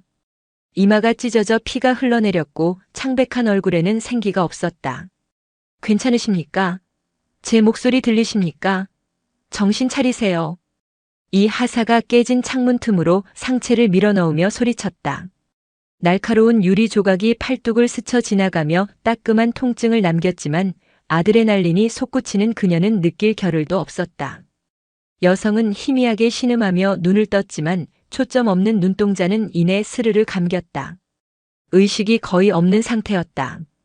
이 하사는 먼저 기어가 피에 놓여 있는지 확인하고 혹시 모를 화재에 대비해 시동이 꺼져 있는지 재차 확인했다. 그녀는 군 의무학교에서 배운 응급처치 요령을 떠올렸다. 여성의 고개가 비정상적인 각도로 꺾여 있었다. 경추 손상이 강력하게 의심되는 상황. 함부로 움직이는 것은 절대 금물이었다. 이 하사는 조심스럽게 여성의 목을 받치면서 턱을 살짝 들어 올려 기도를 확보했다. 그리고 자신의 전투복 상의 안주머니에서 항상 휴대하던 거즈와 압박붕대를 꺼내 여성의 이마에 난 상처를 강하게 압박했다. 주변은 여전히 아수라장이었다. 사람들의 비명, 자동차 경적, 그리고 끊임없이 쏟아지는 빗소리. 몇몇 사람들은 여전히 차 안에서 스마트폰으로 이 광경을 찍고 있었다. 그들에게 이 참사는 자극적인 구경거리일 뿐이었다. 이 하사는 역겨움에 속이 뒤틀렸지만 오직 눈앞의 환자에게만 모든 신경을 집중했다. 여성의 핸드백이 조수석 바닥에 떨어져 있었다. 이 하사는 신원 확인을 위해 가방을 열어 지갑을 찾았다. 피와 빗물에 젖은 신분증에는 한서윤이라는 이름과 서울대학교 마크가 선명했다. 바로 그때 멀리서 희미하게 사이렌 소리가 들려오기 시작했다. 구급차가 오고 있었다. 이 하사는 짧은 안도의 한숨을 내쉬었다. 하지만 그녀의 진짜 싸움은 이제부터 시작이었다. 그녀의 손목시계는 밤 9시 40분을 가리키고 있었다. 부대 복귀 시간까지는 2시간 20분이 남아 있었지만 이곳에서 양구까지는 평소에도 2시간이 넘게 걸리는 거리였다. 이 끔찍한 교통 정체를 고려하면 자정까지 복귀하는 것은 물리적으로 불가능했다. 부대로 복귀해야 한다. 이성이 외쳤다. 이 사람을 이대로 둘 수는 없다. 심장이 소리쳤다. 그녀는 자신의 전투복 소매를 찢어 한서윤의 상처 부위를 더욱 단단히 동염했다. 이미 그녀의 마음은 정해져 있었다. 구급차가 현장에 도착하고 노련한 구급대원들이 일사불란하게 움직이기 시작했다. 유압 절단기가 굉음을 내며 찌그러진 차체를 잘라내는 동안 이하사는 자신이 조치했던 내용과 환자의 상태를 군대식으로 간결하고 정확하게 보고했다. 환자 여성 20대 추정. 의식 혼미 상태, 개방성 두부 열상 과다 출혈. 경추 손상 강하게 의심됨. 기도 확보 및 지혈 조치 완료. 그녀의 침착하고 전문적인 브리핑에 베테랑 구급대원조차 놀란 눈치로 그녀를 다시 쳐다봤다. 잠시 후 공간이 확보되자 한서윤은 경추 보호대와 척추 고정판에 단단히 고정된 채 들것에 실려 나왔다. 보호자 계십니까? 병원까지 같이 가셔야 합니다. 수술 들어가려면 보호자 동의가 필요합니다. 구급대원이 주변을 둘러보며 외쳤지만 구경꾼들은 서로 눈치만 볼 뿐 누구 하나 선뜻 나서지 않았다. 빗줄기는 더욱 거세졌고 사람들은 이 끔찍한 사고 현장에서 빨리 벗어나고 싶어하는 기색이 역력했다. 보호자 안 계시면 응급수술동의 절차가 늦어져서 환자가 위험해질 수 있습니다. 구급대원의 다급한 목소리가 이 하사의 귓전을 때렸다. 그녀는 다시 한번 손목시계를 보았다. 밤 10시 10분. 이제는 돌이킬 수 없었다. 지금 부대로 출발한다고 해도 최소 2시간 이상 늦는 것이 확정이었다. 무단이탈, 복귀 시간 위반, 명령 불복종 부대에서 가장 엄격하기로 소문난 걸어다니는 군법 수색대대 부소대장 최재호 상사의 차가운 얼굴이 떠올랐다. 최 상사는 규율을 어기는 것을 자신의 목숨을 버리는 것과 동일시하는 사람이었다. 하지만 그녀의 시선은 들것 위에서 가쁘게 숨을 몰아쉬는 한서윤의 창백한 얼굴에 가닿았다. 저 사람을 이대로 보내면 어쩌면 그 어쩌면이라는 단어의 무게가 군법의 무게를 짓눌렀다. 제가 같이 가겠습니다. 환자 인적사항 제가 알고 있습니다. 이 하사의 외침에 구급대원과 주변에 있던 택시기사 김태식 씨가 동시에 그녀를 돌아봤다. 군인이신데 정말 괜찮으시겠어요? 부대에 문제 생기는 거 아닙니까? 구급대원의 걱정스러운 물음에 이 하사는 짧게 고개를 저었다. 그녀는 김태식 씨에게 다가가 요금을 계산하며 만일을 위해 그의 연락처와 블랙박스 영상 확보를 간곡히 부탁했다. 김태식 씨는 그녀의 용기에 감탄하며 걱정 말고 다녀와요. 내가 다 증언해 줄 테니. 라며 그녀의 어깨를 두드려 주었다. 구급차의 뒷문이 닫히자 차 안은 바깥 세상과 완전히 분리된 작은 전쟁터가 되었다. 좁은 공간을 가득 메운 소독약 냄새와 의료 장비의 기계음, 그리고 한서윤의 불규칙한 숨소리. 이 하사는 차갑게 식어가는 서윤의 손을 꼭 잡았다.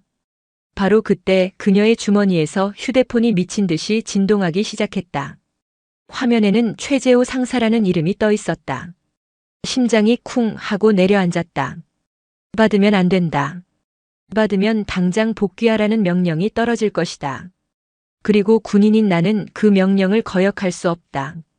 그녀는 떨리는 손으로 통화 거절 버튼을 눌렀다. 잠시 후 다시 전화가 울렸다. 그녀는 또다시 거절 버튼을 눌렀다. 명령 불복종이라는 죄가 하나 더 늘었다. 곧이어 문자 메시지가 도착했다. 이수연 하사 어디인가? 즉시 위치 보고하고 복귀하라. 전화 왜 안 받나? 마지막 경고다. 3분 내로 전화하지 않으면 군무이탈로 간주하겠다. 최 상사의 분노가 문자를 뚫고 그녀의 심장을 찌르는 듯 했다. 이 하사는 떨리는 손으로 휴대폰 전원을 꺼버렸다. 이제 정말 돌아갈 수 없는 강을 건넜다. 천만다행으로 구급차는 서울대학교병원 응급의료센터에 도착했다. 이 하사는 응급실의 혼란 속에서 자신이 할 수 있는 모든 것을 했다. 접수처에 사고 경위를 설명하고 한서윤의 신상 정보를 전달했다. 보호자가 아니었지만 그녀는 한서윤의 유일한 연결고리였다. 시간이 얼마나 지났을까? 응급의학과 의사가 다가와 그녀에게 말했다. 초기 응급처치가 아주 정확하고 빨랐습니다. 덕분에 최악의 상황은 면했습니다. 군인이시라고 들었는데 정말 감사합니다. 안도의 한숨이 터져나왔다. 그때서야 팔뚝과 손바닥에 난 상처에서 욱신거리는 통증이 느껴졌다. 잠시 후 응급처치를 받은 한서윤이 희미하게 의식을 되찾았다. 그녀는 떨리는 손으로 간호사가 건네준 메모지에 아버지의 전화번호를 적었다. 이하사는 곧바로 번호를 눌렀다. 몇 번의 신호음 끝에 중후하고 권위 있는 남자의 목소리가 들려왔다. 네, 한동훈입니다. 한서윤 씨 보호자 되십니까? 이하사는 최대한 침착하게 사고 소식을 전했다. 한동훈이라는 이름의 남자는 처음에는 믿을 수 없다는 듯 되묻다가 이내 군인처럼 침착함을 되찾고 병원 위치를 물었다. 그의 목소리는 크게 흔들리지 않았지만 그 안에 담긴 깊은 불안과 고통이 느껴졌다. 실례지만 전화를 주신 분은 어떤 분이신지 여쭤봐도 되겠습니까? 사고 현장에서 구조를 도운 군인입니다. 보호자가 없어 병원까지 동행했습니다. 수화기 너머로 잠시 침묵이 흘렀다. 남자는 깊은 숨을 내쉬는 듯 했다. 감사합니다. 정말 감사합니다. 따님을 구해준 그 군인의 성함을 여쭤봐도 되겠습니까? 육군 제21보병사단 하사 이수연입니다. 백두산부대 이수연 하사 꼭 기억하겠습니다. 전화를 끊고 나서야 이수연 하사는 온몸에 긴장이 풀리는 것을 느꼈다. 이제 자신이 할 일은 끝났다. 잠시 후 급하게 달려온 한서윤의 어머니가 그녀의 손을 잡고 눈물을 흘리며 몇 번이고 감사 인사를 했다. 이 하사는 엉망이 된 군복 차림으로 병원을 나섰다. 밖은 여전히 비가 내리고 있었다. 택시를 타고 부대가 있는 강원도 양구로 향하는 내내 그녀는 아무 생각도 할 수 없었다. 머릿속이 하얗게 비어버린 것 같았다. 그녀는 그저 빗물이 번지는 창밖의 불빛을 멍하니 바라볼 뿐이었다. 부대가 가까워질수록 심장이 돌덩이처럼 무거워졌다. 이제 그녀는 자신이 한 선택의 대가를 치러야 했다. 한 사람의 생명을 구한 영웅이 아닌 명령과 규율을 어긴 문제 부사관으로서. 새벽 2시 13분. 이수연 하사가 탄 택시가 마침내 강원도 양구군에 위치한 제21보병사단 수색대대 위병소 앞에 멈춰섰다. GOP 경계작전 D-Day2라는 붉은 글씨가 새겨진 입간판이 어둠 속에서 스산하게 빛나고 있었다. 쏟아지던 비는 어느덧 가늘어졌지만 공기는 뼛속까지 스며드는 듯 차가웠다. 여기까지입니다. 몸조리 잘하시고 부디 별일 없기를 바랍니다. 택시기사 김태식 씨가 진심 어린 걱정을 담아 말했다. 이 하사는 말없이 고개를 숙여 보인 뒤 굳은 얼굴로 차에서 내렸다. 위병소 근무를 서던 앳된 얼굴의 일병은 흙먼지와 피가 뒤범벅된 엉망인 몰골로 나타난 이 하사를 보고 귀신이라도 본 듯 경악했다. 누구십니까? 놀란 나머지 경내 구호마저 꼬여버린 병사를 향해 이 하사는 흐트러짐 없는 자세로 경례를 붙였다. 충성. 수색대대 하사 이수연. 그녀의 목소리는 지쳐 있었지만 군인의 기백은 잃지 않았다. 병사는 그녀의 신분을 확인하고는 어쩔 줄 몰라 하며 당직실에 다급하게 보고했다. 잠시 후 육중한 부대 철문이 무거운 소리를 내며 열렸다. 한 걸음 한 걸음 부대 안으로 내디딜 때마다 그녀의 어깨를 짓누르는 공기의 무게가 달라지는 것 같았다. 사회와의 경계선을 넘는 순간 그녀는 구조자가 아닌 규율 위반자가 되었다. 당직실로 향하는 길은 유난히 길고 어둡게 느껴졌다. 연병장을 가로지르는 동안 간간이 마주치는 순찰 근무자들의 의아한 시선이 칼날처럼 날아와 박혔다. 소문은 이미 그녀의 발걸음보다 빠르게 부대 전체를 휘감고 있었을 터였다. 이수연 하사가 복귀 중에 사고를 쳤고 지금 무단이탈로 부대가 발칵 뒤집혔다는 온갖 흉흉한 추측과 함께 마침내 행정반 문 앞에 섰다. 그녀는 크게 심호흡을 한 번 하고 문고리를 잡았다. 끼익 소리와 함께 문이 열리자 형광등 불빛 아래 차갑게 얼어붙은 공기가 그녀를 맞았다. 당직사관 김영민 중위가 딱딱하게 굳은 얼굴로 서류를 들여다보고 있었고 그 옆에는 대대주임원사인 박성철 원사가 팔짱을 낀 채 묵묵히 앉아 있었다. 그리고 그들 앞에 방금이라도 폭발할 듯한 화산처럼 분노를 억누르고 있는 최재호 상사가 서 있었다. 그의 시선은 마치 먹잇감을 노리는 맹수처럼 날카롭고 집요하게 이 하사에게 꽂혔다. 충성. 제21보병사단 수색대대 하사 이수연 복귀 신고합니다. 그녀의 목소리가 삭막한 행정반의 공기를 갈랐다. 최재호 상사가 천천히 한 걸음씩 그녀에게 다가왔다. 그의 얼굴에는 분노나 실망 따위의 감정은 보이지 않았다. 오직 무감정에 가까운, 그래서 더 소름 끼치는 냉기만이 서려 있었다. 복귀 신고. 최 상사가 비릿한 냉소를 머금고 되물었다. 그의 목소리는 조용했지만 그 안에 담긴 압력은 이 하사의 숨통을 조여왔다. 지금 이게 복귀 신고로 보이나? 내 눈에는 장난하는 것처럼 보이는데. 복귀 예정 시간 밤 12시. 현재 시각 새벽 2시 21분. 2시간 21분 초과. 내가 건 수십 통의 전화 전부 무시. 문자 지시 불이행. 이수연 하사 지금 제정신인가? 죄송합니다. 복귀 중. 변명하라고 부른 거 아니다. 최 상사는 그녀의 말을 칼같이 잘랐다. 지금부터 내가 묻는 말에만 답해. 마지막 통화 시도 시 위치 서울 양양고속도로 가평휴게소 인근. 맞나? 맞습니다. 거기서 부대까지는 1시간이면 충분한 거리야. 그런데 3시간이 넘게 걸렸어. 그동안 뭘 했지? 어디서 누구와 무엇을 했는지 육하원 측에 따라 정확히 보고해. 이수연 하사는 허리를 꼿꼿이 세우고 감정을 최대한 배제한 채 건조한 목소리로 보고를 시작했다. 대형 교통사고 현장 목격, 환자 발생, 응급 구조 활동, 병원 동행까지. 사실만을 전달하려 애썼다. 하지만 그녀의 보고가 길어질수록 최 상사의 표정은 더욱 싸늘하게 굳어갔다. 그래서 내 영웅적인 인도주의적 활동 덕분에 한 사람 목숨을 구했다. 이 말인가? 최 상사가 비웃음을 터뜨렸다. 그래서 부대 복귀 시간은 어기고 상급자 지시는 묵살하고 부대 전체를 비상 대기 상태로 만들었다. 여기가 무슨 NGO인 줄 알아? 군대야 군대. 내가 구했다는 그 사람 하나 때문에 지금 우리 대대 전체가 비상이었던 건 아나? 당장 내일 모레 GOP 투입되는 거 잊었어? 너 하나 때문에 작전 준비에 차질이 생기고 그게 어떤 결과를 낳을지는 생각해봤나? 죄송합니다. 죄송하다는 말로 끝날 일이었으면 군법은 왜 있고 규정은 왜 있겠나? 최 상사가 책상을 손바닥으로 내리쳤다. 쾅 하는 굉음이 행정반을 울렸다. 규정은 피로 쓰는 거다. 너 같은 놈 하나 때문에 멀쩡한 부대원들 목숨이 오간다는 걸 아직도 몰라? 내가 뭔데 멋대로 상황을 판단하고 영웅 놀이를 해. 내 임무는 구조 활동이 아니라 정해진 시간 안에 안전하게 부대로 복귀하는 거였어. 최 상사의 불호령에 행정반의 공기는 얼음장처럼 차가워졌다. 그때까지 침묵을 지키던 박성철 원사가 무겁게 입을 열었다. 최 상사 일단 진정하게. 그리고는 이 하사를 향해 조용히 물었다. 이 하사. 그래서 그 학생은 살았나?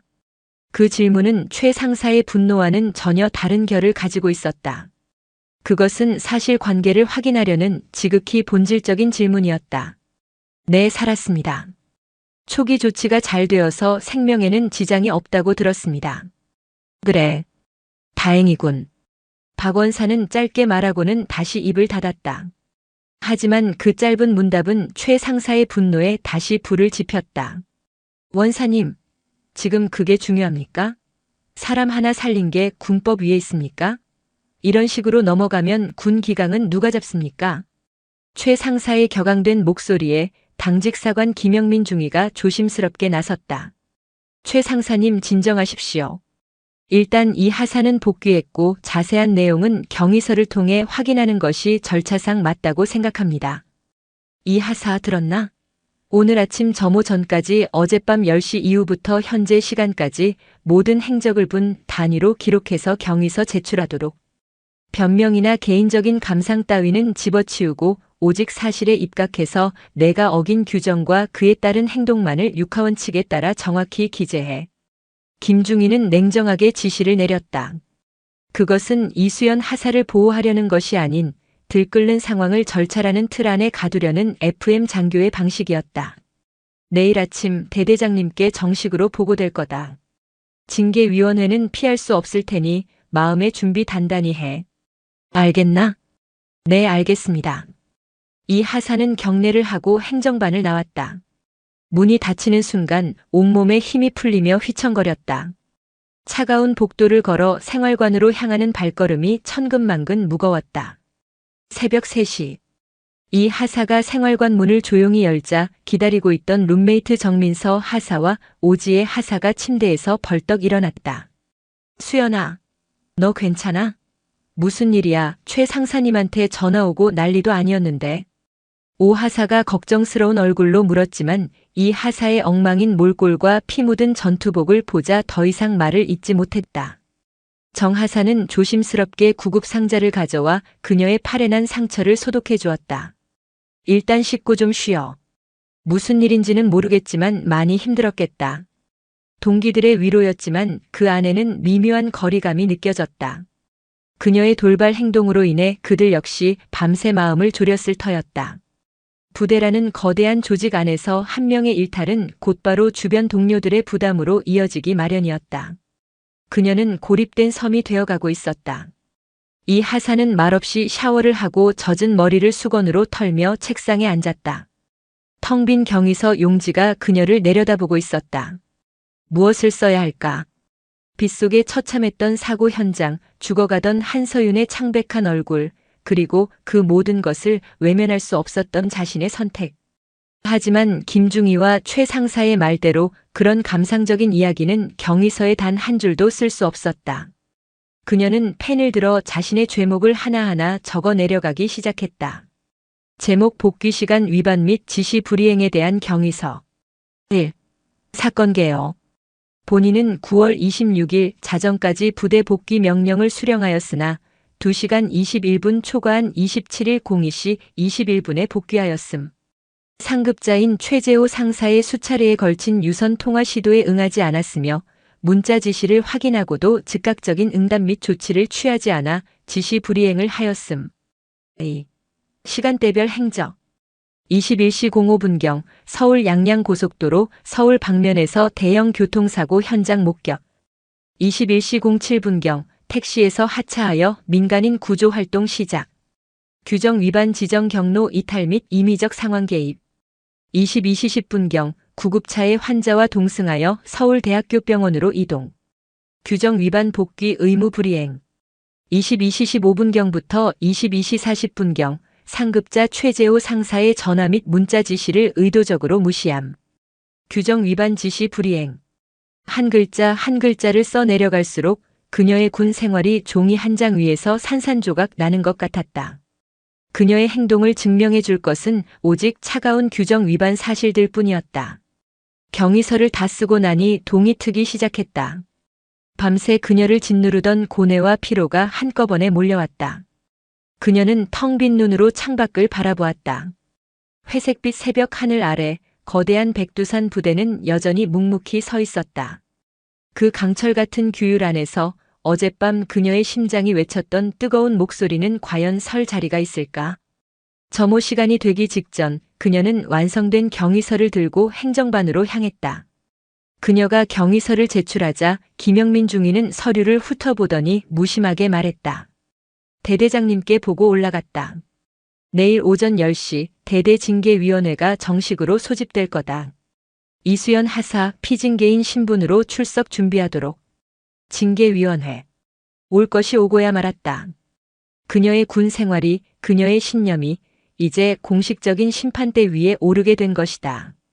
그 같은 시각 인터넷의 한 작은 자동차 커뮤니티 게시판에는 어젯밤 양양고속도로 대참사 현장에서 본 여군이라는 제목의 짧은 글과 함께 멀리서 찍힌 흐릿한 사진 한 장이 조용히 올라오고 있었다.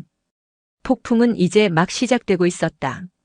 같은 시각 이수연 하사가 소속된 제21보병사단으로부터 약 80km 떨어진 강원도 원주시의 육군 제3군단 사령부.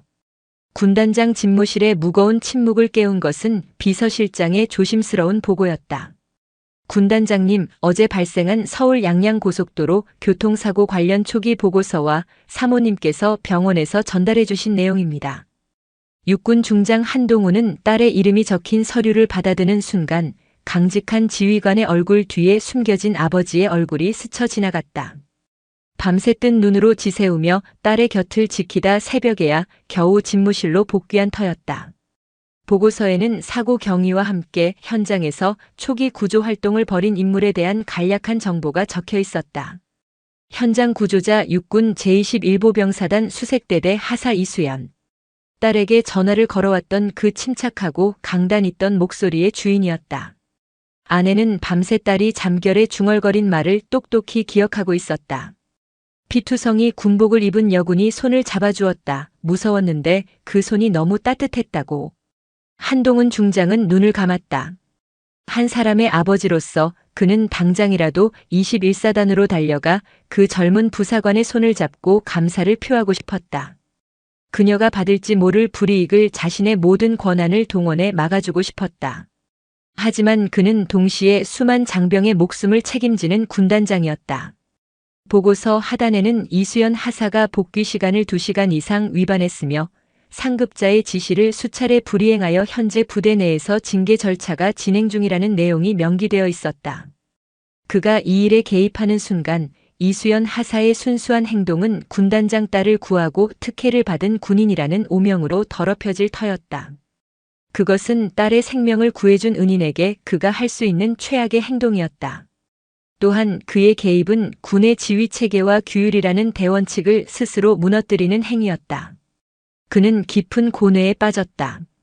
아버지로서의 도리와 지휘관으로서의 책무가 그의 안에서 격렬하게 충돌했다. 한참을 창밖으로 쏟아지는 아침 햇살을 바라보던 그는 마침내 결정을 내렸다. 수화기를 든 그의 손은 망설임이 없었다. 그가 전화를 건 곳은 이수연 하사가 속한 수색대대나 21사단 사단장실이 아니었다. 군단 직할 법무실이었다. 법무참모인가? 나 군단장이다. 수화기 너머로 바짝 군기가 든 법무참모의 목소리가 들려왔다. 예, 군단장님. 충성. 간단하게 용건만 말하지. 어제 있었던 서울 양양고속도로 사고건 보고받았을 거다.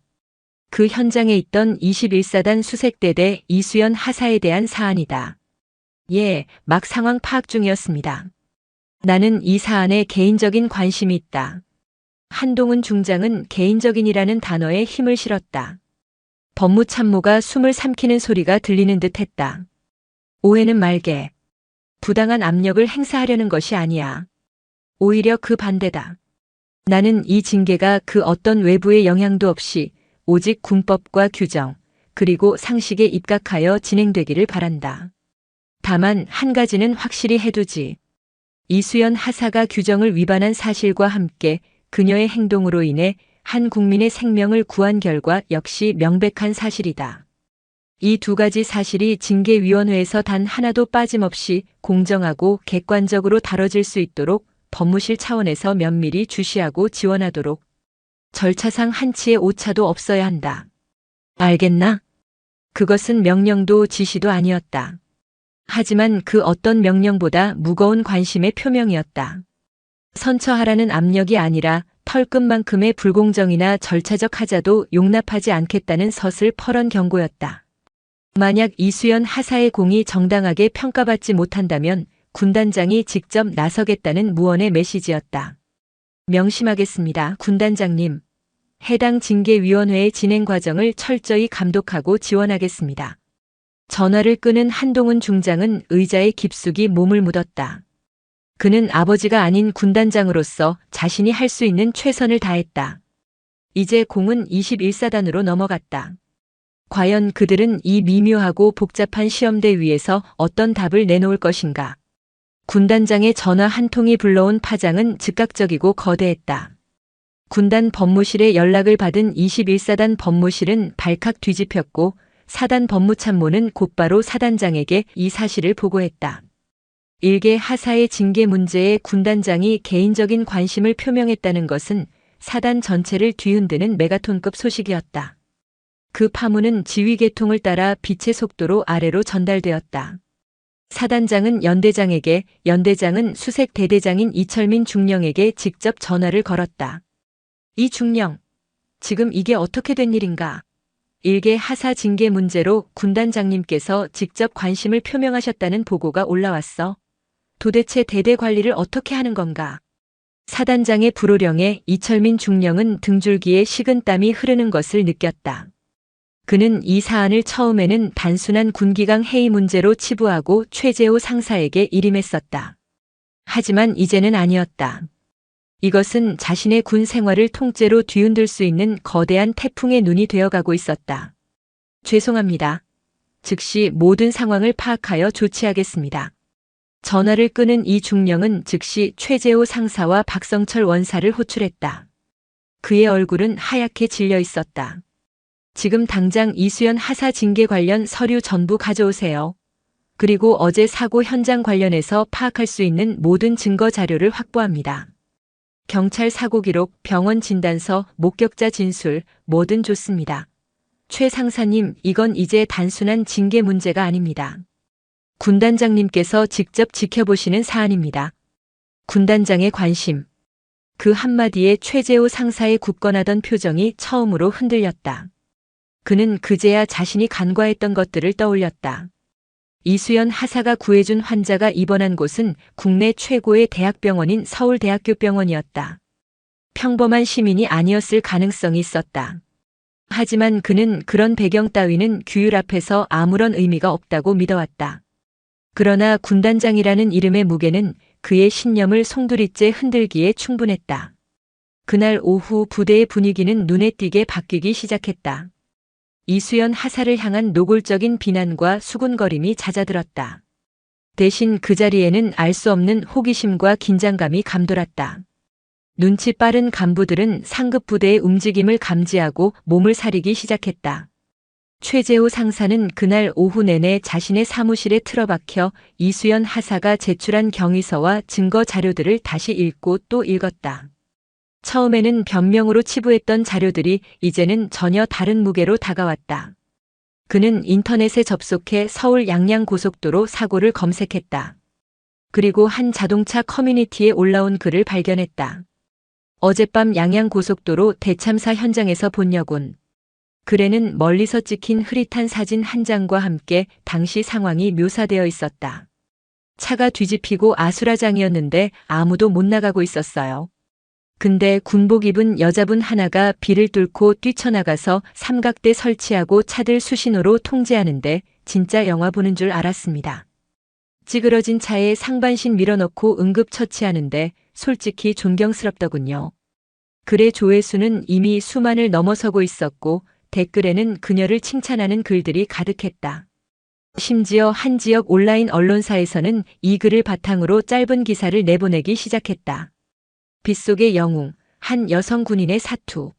아직 그녀의 신원은 밝혀지지 않았지만 세상은 그녀의 이야기를 주목하기 시작했다. 최재호 상사는 마른 침을 삼켰다.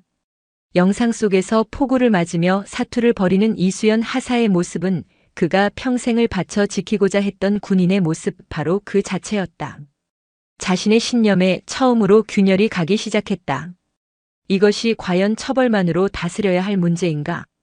이수연 하사는 징계위원회를 앞두고 고립된 시간을 보내고 있었다. 부대원들은 그녀를 피했고 그녀는 하루 종일 생활관이나 도서관에 틀어박혀 징계위원회에 대한 규정과 절차를 공부했다. 그녀는 자신의 운명이 다른 사람의 손에 의해 결정되도록 내버려 둘 생각이 없었다. 그녀는 자신이 할 수 있는 것을 해야 했다. 가장 먼저 떠오른 사람은 택시기사 김태식 씨였다. 그녀는 조심스럽게 그에게 전화를 걸었다. 기사님, 저 이수연 하사입니다. 혹시 어제... 아이고 하사님, 내가 얼마나 걱정했는지 알아요?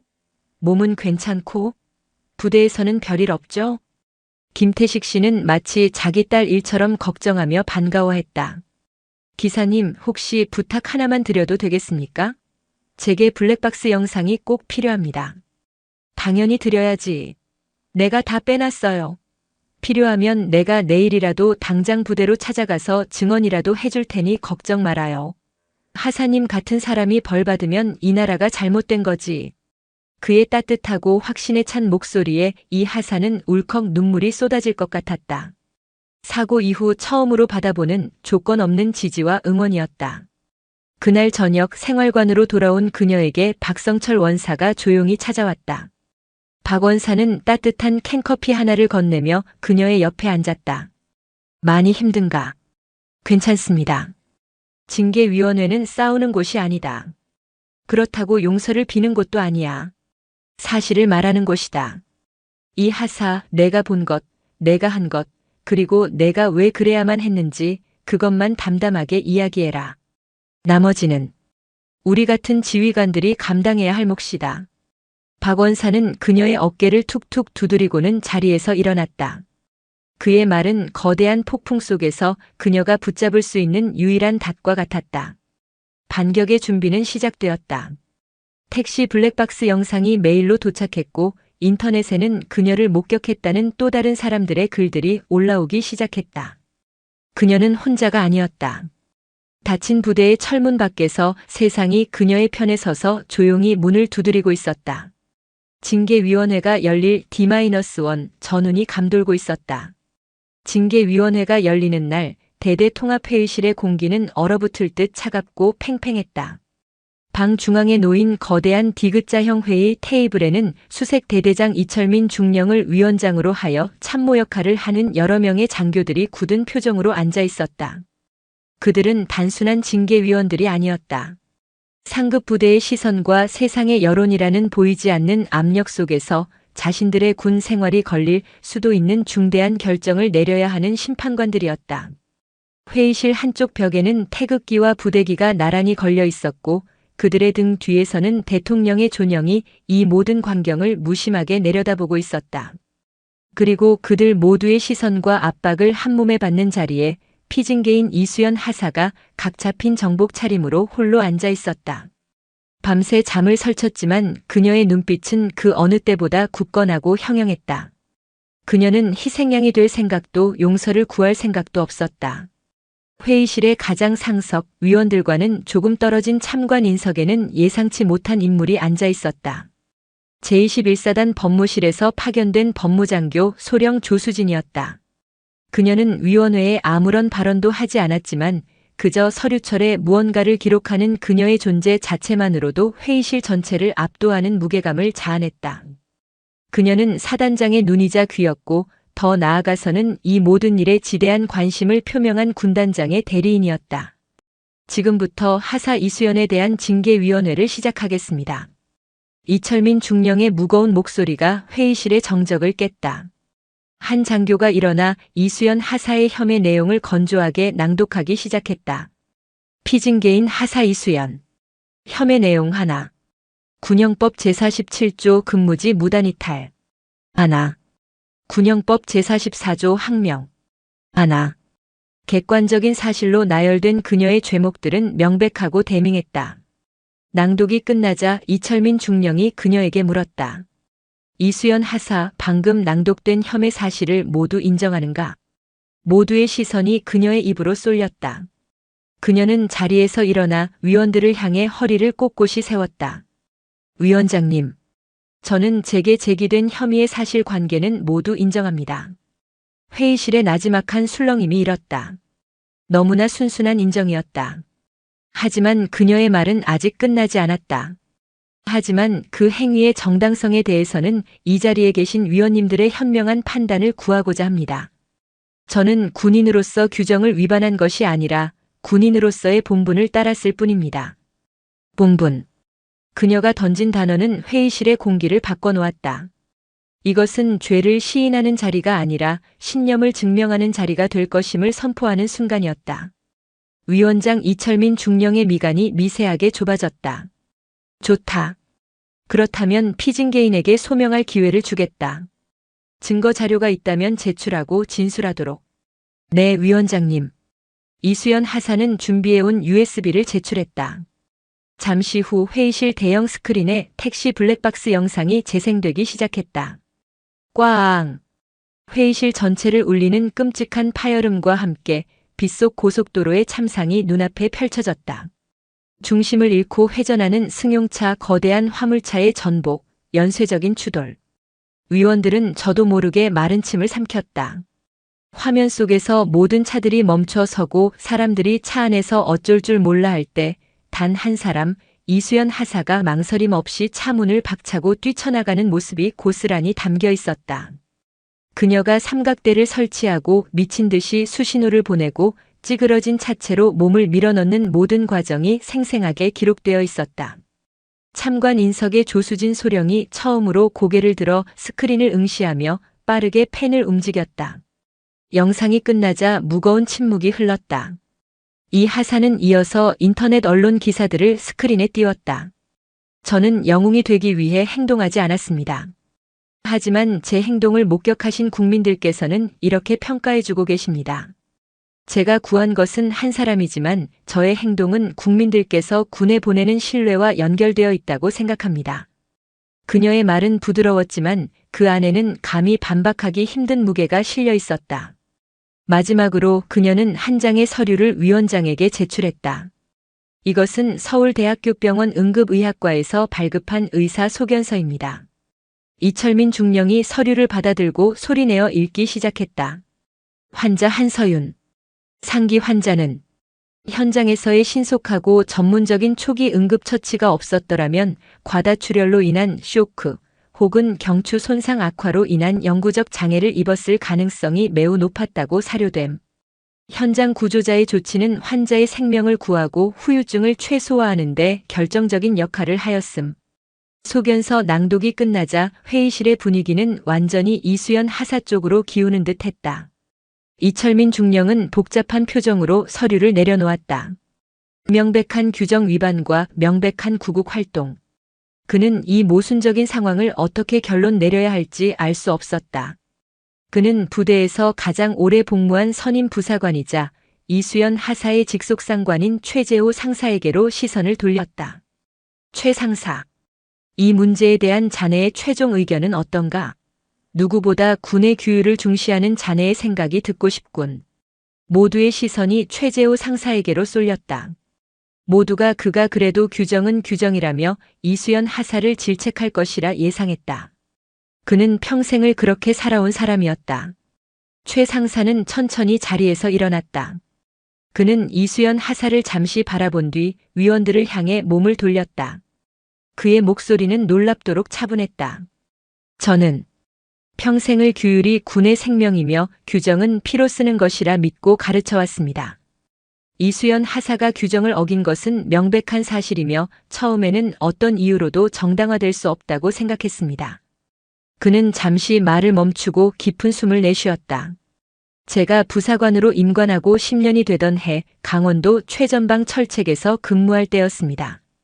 당시 제가 아끼던 부소대원 하나가 여자친구와 헤어졌다는 이유로 밤에 규정을 어기고 무단으로 철책을 넘어 민통선 안으로 들어갔습니다.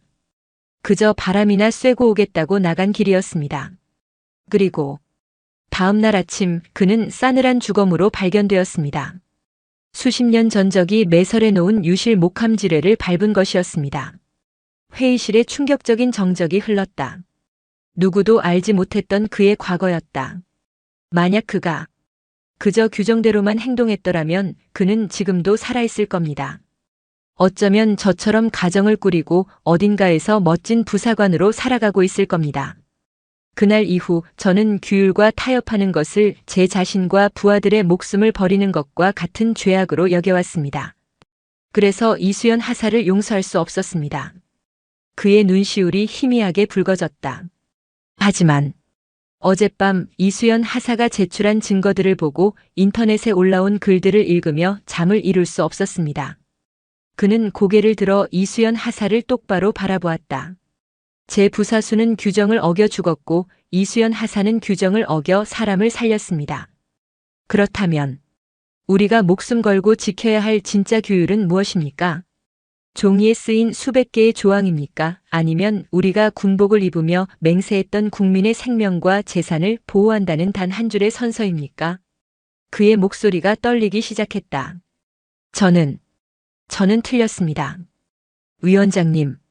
이수연 하사는 규정을 어겼지만 군인의 본분은 이 자리에 있는 그 누구보다 완벽하게 지켜냈습니다. 만약 이 일에 대한 처벌이 불가피하다면 부하를 제대로 가르치지 못한 저의 감독 소홀 책임을 물어 저를 먼저 엄중히 처벌해 주십시오. 그리고 이수연 하사에게는 그녀의 공에 합당한 포상을 내려주시는 것이 군의 명예를 위해서도 마땅한 처사라고 생각합니다. 최재호 상사의 고백과도 같은 절규가 끝나자 회의실은 그야말로 물을 끼얹은 듯 조용해졌다. 가장 완고한 규율주의자의 입에서 나온 그 말은 그 어떤 증거보다 강력한 힘을 가지고 있었다. 그의 진심 어린 발언에 위원들은 모두 고개를 숙였다. 이철민 중령은 참관 인석의 조수진 소령을 바라보았다. 조 소령은 조용히 펜을 내려놓고 그를 향해 아주 희미하게 거의 알아차릴 수 없을 정도로 고개를 끄덕였다. 그것은 그가 기다리던 마지막 신호였다. 알겠다.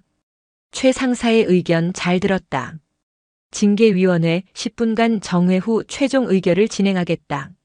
10분 후 다시 속개된 징계위원회. 이철민 중령은 모든 서류를 한쪽으로 밀어두고 위원들을 둘러보며 말했다. 그럼 표결하겠다. 피징계인 이수연 하사에 대해 복무규정 위반의 책임을 물어 견책 처분을 내리되 위급한 상황에서 투철한 군인 정신과 희생 정신으로 국민의 생명을 구한 공을 인정하여 사단장 표창을 상신하는 것에 동의하는 위원께서는 거수해 주시기 바란다. 견책. 징계 중 가장 낮은 수위의 처벌. 사실상 규정을 완전히 무시할 수는 없다는 상징적인 조치였다. 그리고 사단장 표창 상신. 이것이야말로 이번 사건에 대한 부대의 진짜 평가였다. 잠시의 정적 끝에 최재호 상사가 가장 먼저 번쩍 손을 들었다. 이어서 다른 위원들이 모두 손을 들었다. 만장일치였다. 피징계인 하사 이수연. 주문을 낭독한다. 피징계인에게는 견책을 명한다.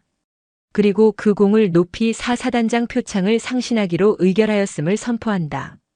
이수연 하사는 자리에서 일어나 위원들을 향해 조금의 흔들림도 없는 목소리로 경례를 붙였다. 충성. 그녀의 싸움은 끝났다. 아니, 그녀의 신념이 마침내 승리한 것이다. 회의실을 나오는 그녀의 등 뒤로 창문을 통해 쏟아져 들어오는 가을 햇살이 그 어느 때보다 따스하게 느껴졌다. 징계위원회의 결정은 다음 날 아침 부대 전체 게시판에 공지되었다. 하사 이수연 견책 및 사단장 표창 상신 의결. 처벌과 포상이 함께 명시된 기묘한 결과. 하지만 그 행간의 의미를 모르는 사람은 아무도 없었다. 그것은 원칙은 지키되 군인의 위대한 본분은 절대 잊지 않는다는 지휘관의 고뇌 어린 선언과도 같았다. 지난 며칠간 이수연 하사를 문제아 취급하며 수군거리던 이들은 이제 그녀의 이름을 존경과 경외심을 담아 입에 올렸다. 부대를 뒤흔들었던 거대한 폭풍은 오히려 그녀의 명예를 더욱 단단하게 만드는 자양분이 되어주었다. 그날 오후 GOP 투입을 위한 전술 훈련장에서 이수연 하사는 훈련 준비에 여념이 없는 최재호 상사와 마주쳤다. 어색한 침묵이 흘렀다. 먼저 입을 연 것은 최 상사였다. 몸은 괜찮나? 그의 무뚝뚝한 한마디에는 이전에는 없었던 따뜻한 온기가 실려 있었다. 괜찮습니다. 고생했다, 이 하사. 최 상사는 잠시 하늘을 바라보더니 나지막이 말했다. 자네 덕분에 10년 묵은 마음의 빚을 이제야 조금 갚은 것 같다. 고맙다. 그것은 사과가 아니었다. 하지만 그 어떤 사과보다 더 깊은 진심이 담긴 한 군인이 다른 군인에게 보내는 최고의 찬사였다. 이수연 하사는 아무 말 없이 고개를 숙여 예를 표했다. 그들 사이를 가로막고 있던 얼음벽은 그렇게 소리 없이 녹아내리고 있었다. 생활관으로 돌아오자 동기들이 그녀를 와락 껴안았다. 야, 이수연. 우리 완전 영화 주인공이랑 같이 사는 거였네. 앞으로 사인 미리 받아놔야 하는 거 아니야? 너 때문에 진짜 심장 떨어지는 줄 알았다고. 동기들의 유쾌한 타박 속에서 그녀는 비로소 자신이 다시 부대의 일원으로 동료들의 곁으로 돌아왔음을 실감했다. 고립의 시간은 끝났다. 일주일 후 제21보병사단 사령부 대연병장에서 사단 창설 기념행사가 열렸다. 수많은 장병이 도열한 가운데 행사의 마지막 순서로 이수연 하사에 대한 표창 수여식이 거행되었다. 사단장인 박철규 소장이 직접 단상으로 나와 그녀의 공적을 치하했다. 육군 하사 이수연. 위 군인은 투철한 군인 정신과 희생 정신으로 위급한 상황에 처한 국민의 생명을 구하여 전군의 귀감이 되었으므로 이에 표창함. 사단장이 그녀의 가슴에 빛나는 표창을 달아주며 악수를 청했다. 연병장에 모인 수천 장병들의 우레와 같은 박수 소리가 양구의 가을 하늘을 가득 메웠다. 행사가 끝나고 이 하사는 사단장 부관의 안내에 따라 한적한 사단장 접견실로 향했다. 그곳에는 그녀가 예상치 못한 인물이 기다리고 있었다. 딸의 사고 이후 처음으로 군복이 아닌 단정한 사복 차림을 한 아버지의 얼굴을 한 한동훈 중장이었다. 이 하사. 아니, 이수연 양이라고 불러도 될까? 그는 더 이상 군단장이 아니었다. 그는 이수연 하사의 손을 두 손으로 꼭 잡았다. 그의 손은 따뜻했지만 미세하게 떨리고 있었다. 군복을 입고 하는 말이 아니라 한 아이의 아비로서 하는 말이네. 내 딸의 생명을, 내 세상 전부를 구해줬네. 이 은혜를 평생 어떻게 갚아야 할지 모르겠군. 과분한 말씀이십니다. 군인으로서 당연히 해야 할 일을 했을 뿐입니다. 아니, 당연한 일이 아니었네. 자네는 자네의 군 생활 전부를 걸고 내 딸을 구했어. 한 중장은 품에서 작은 상자를 꺼냈다. 그 안에는 그녀가 사고 현장에서 주었던 독수리와 방패 문양이 새겨진 낡은 은색 팔찌가 들어있었다. 이건 원래 우리 딸아이의 것이지만 이 팔찌의 진짜 주인은 이제 자네인 것 같네. 부디 받아주게나. 자네의 용기를 우리 가족은 평생 기억할 걸세. 그는 이수연 하사에게 군에서의 미래에 대해 조심스럽게 물었고 그녀가 전투부 사관으로서 후배들을 양성하는 것에 큰 뜻을 품고 있음을 알게 되었다. 그는 말없이 고개를 끄덕이며 그녀의 앞길을 묵묵히 응원하겠다고 약속했다. 아, 그리고 서윤이가 꼭 직접 통화하고 싶어 하네. 한 중장이 자신의 휴대폰으로 딸에게 영상통화를 걸었다.